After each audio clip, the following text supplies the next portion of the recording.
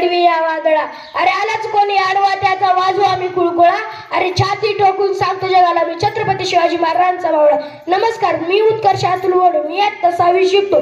मी आज तुम्हाला छत्रपती शिवाजी महाराजांविषयी 2 शब्द सांगेन, ते तुम्ही शांतचित्तेने ऐकावे अशी माझी नम्र विनंती. छत्रपती शिवाजी महाराजांचा जन्म 19 फेब्रुवारी 1630 रोजी शिवनेरी किल्ल्यावर झाला. त्यांच्या आईचे नाव जिजाऊ व वडिलांचे नाव शहाजीराजे भोसले होते.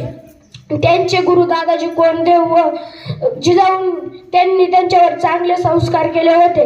त्यांना आपल्या धर्माबद्दल व राष्ट्राबद्दल त्यांच्या मनात प्रेम निर्माण झाले होते. अन्याय व जुलूम याबद्दल त्यांच्या मनात चीड निर्माण झाली होती. त्यांनी आपला स्वाभिमान जोपासला आणि वयाच्या 15व्या वर्षी त्यांनी स्वराज्य स्थापनेची शपथ घेतली. शक्तीचा वापर न करता युक्तीचा वापर करून त्यांनी स्वराज्य निर्माण केले.